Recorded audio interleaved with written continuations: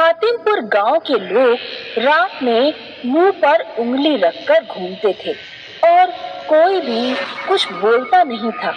एक लड़का रोड पर अपने दादा के साथ जा रहा है। दादा, कल मुझे मेला लेकर चलोगे? दादा, आप कुछ बोल क्यों नहीं रहे? चुड़ैल का साया आता है। दादा लड़के का मुंह हाथ से बंद कर देते हैं। चुड़ैल भयानक आवाज में हंसती है। ये किसकी आवाज थी? दादा लड़के को लेकर झाड़ी में छुप जाते हैं। चुड़ैल कुछ देर रुककर चली जाती है। एक बार गांव में एक औरत का मर्डर हो जाता है। मर्डर की जांच करने केशलता अपनी टीम के साथ पहुंचती है। कोई भी गांव वाला पुलिस को कुछ भी बताने को तैयार नहीं था। सभी मुंह पर उंगली रखकर ना में सिर हिलाकर निकल जाते थे। केशलता को गांव में अपने स्कूल की दोस्त नेहा मिलती है। अरे नेहा, पहचाना मुझे? हम स्कूल में एक साथ थे। नेहा मुंह पर उंगली रखकर बस हाँ में सिर हिलाती है, लेकिन बोलती कुछ भी नहीं। इस गांव के लोग पागल हैं क्या? कुछ बोल ही नहीं रहे। नेहा, तुम तो कुछ बोलो। नेहा पेन निकालती है और एक कागज पर लिखती है कि अभी रात है, इसीलिए मैं कुछ भी नहीं बोल सकती। मैं कल सुबह तुमसे मिलने आऊंगी। नेहा अपने घर की तरफ जा रही थी कि तभी पीछे से किसी ने उसकी चोटी पकड़ ली। नेहा डर के मारे पीछे देखने की हिम्मत नहीं कर पा रही थी। उसने अपने सूट से कैंची निकाली और बिना पीछे देखे ही अपनी चोटी काट दी और भागती हुई सीधा अपने घर पहुंच गई। अगले दिन नेहा केशलता के पास पहुंचती है। सबसे पहले ये बताओ कि गांव के लोग रात में कुछ बोलते क्यों नहीं? गांव में जुबान काट कर ले जाने वाली एक अंधी चुड़ैल आती है। वो रात में गांव में घूमती है। जिसकी भी आवाज उसके कानों में पड़ जाए, चुड़ैल अमावस की रात में आकर उसकी जुबान काट कर ले जाती है। गांव के बहुत से लोग गूंगे हो चुके हैं। कैसे पागलों जैसी बातें कर रही हो? मतलब मैं रात में बोलती रही तो अंधी चुड़ैल किसी अमावस्या की रात मेरी भी जीभ काट कर ले जाएगी? हाँ, ये देखो, कल चुड़ैल ने मेरी चोटी पकड़ ली थी। मजबूरी में मुझे चोटी काट कर ही भागना पड़ा। तुम और तुम्हारे साथियों को भी सावधान रहना होगा। अब ये बताओ, जिस औरत का मर्डर हुआ है, क्या उसका भी चुड़ैल से कोई लेना देना है? चुड़ैल उस औरत के लड़के की भी जुबान ले जा चुकी है। इस चक्कर में उसके लड़के की शादी टूट गई और वो पागल जैसा हो गया। वो औरत एक तांत्रिक के साथ मिलकर हर अमावस की रात गांव के बीचों बीच हवन किया करती थी, ताकि वो चुड़ैल को बुलाकर उससे अपने बेटे की जुबान वापस मांग सके। लेकिन फिर वो औरत एक दिन मरी हुई मिली। अब मुझे जाना होगा। सावधान रहना, आज अमावस है। केशलता मरी हुई औरत के घर जाकर उसके लड़के से बात करने की कोशिश करती है, लेकिन लड़का कुछ नहीं बोल पाता। क्या तुम उस तांत्रिक के बारे में कुछ बता सकते हो जो तुम्हारी माँ से मिला करता था?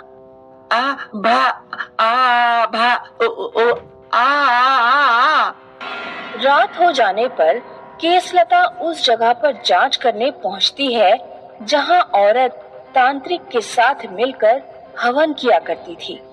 तभी अचानक केशलता को महसूस हुआ कि जुबान निकालने वाली चुड़ैल उसके पीछे खड़ी है।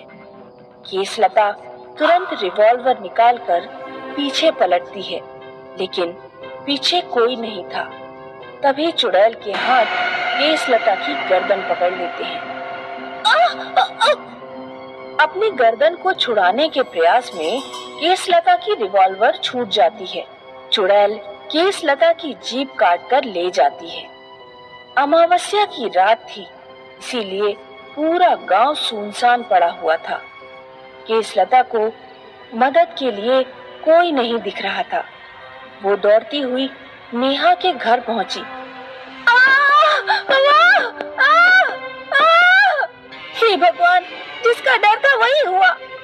केसलता तुरंत पेन से कागज पर लिखकर नेहा से कहती है कि वो उस तांत्रिक बाबा को ढूंढने में उसकी मदद करे। अगले दिन नेहा गांव के हर घर में जाकर तांत्रिक के बारे में पता करती है।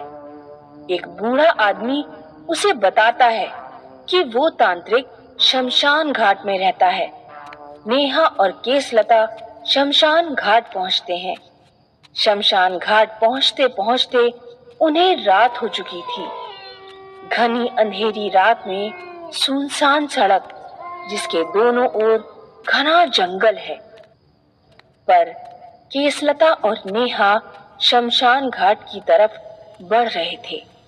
अंधी चुड़ैल उनके कदमों की आवाज सुनकर सड़क पर आ जाती है।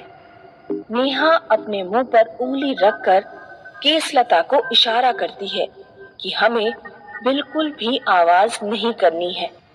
दोनों अपने पैरों से जूते निकाल देते हैं और नंगे पैर ही शमशान घाट की तरफ बढ़ते हैं ताकि आवाज ना हो। दोनों को तांत्रिक मिल जाता है। वो आग के पास बैठकर तपस्या कर रहा था। केसलता तांत्रिक के माथे पर रिवॉल्वर रख देती है।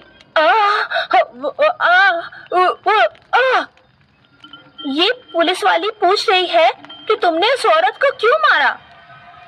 मैंने नहीं मारा बेटी, उस औरत को चुड़ैल ने मारा। मैं इस गांव को चुड़ैल से मुक्त करने के लिए तपस्या कर रहा हूँ। चुड़ैल क्या चाहती है? चुड़ैल शांति चाहती है। उसे किसी का बोलना पसंद नहीं। अगर किसी इंसान की आवाज उसके कान में पहुंच जाती है तो वो हमेशा के लिए उसकी जुबान छीन लेती है। अब तुम दोनों यहाँ से जाओ या कहीं जाकर छुप जाओ।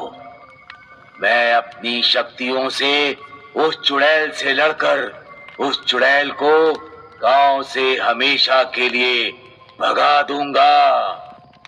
नेहा और केसलता एक पेड़ के पीछे छिप जाते हैं। थोड़ी देर बाद चुड़ैल आती है। नेहा और केसलता देखते हैं कि तांत्रिक गुस्से में चुड़ैल से कुछ कह रहा है, लेकिन दूरी ज्यादा होने के कारण वे दोनों कुछ सुन नहीं पा रही थी। वे दोनों पास जाकर तांत्रिक और चुड़ैल की बातें सुनने की कोशिश करती हैं। तू इस गांव से चली जा। नहीं, मैं नहीं जाऊंगी। मैं पूरी दुनिया को गूंगा बनाऊंगी। मुझे शांति चाहिए। मैं अपने गले में पड़ा ताबीज नष्ट कर दूंगा। तू ऐसा नहीं कर सकता, क्योंकि यदि ताबीज नष्ट हुआ तो मेरे साथ तू भी मर जाएगा।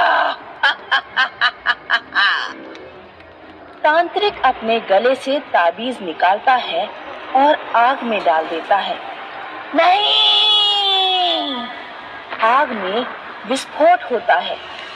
चुड़ैल मर जाती है और तांत्रिक मरणासन अवस्था में पहुंच जाता है। चुड़ैल के मरते ही केसलता की आवाज वापस आ जाती है। केसलता और नेहा दौड़ते हुए तांत्रिक के पास पहुंचते हैं। ये आपने क्या किया बाबा? चुड़ैल को मारने के लिए अपनी जान खतरे में डाल दी। अच्छे काम में अपनी जान भी जाए तो हर्ज नहीं। वैसे भी मैं बूढ़ा हो चुका था। मुझे खुशी है कि मैं गांव वालों को चुड़ैल से मुक्त करा के मर रहा हूँ। ऐसा कहकर तांत्रिक मर जाता है। नेहा और केसलता चुड़ैल के मरने की खुशखबरी जाकर गांव वालों को देते हैं। उस दिन के बाद गांव वाले रात में भी बातचीत करना शुरू कर देते हैं। गांव के लोग चंदा इकट्ठा करके चुड़ैल को मारने वाले बाबा की मूर्ति गांव में स्थापित करते हैं।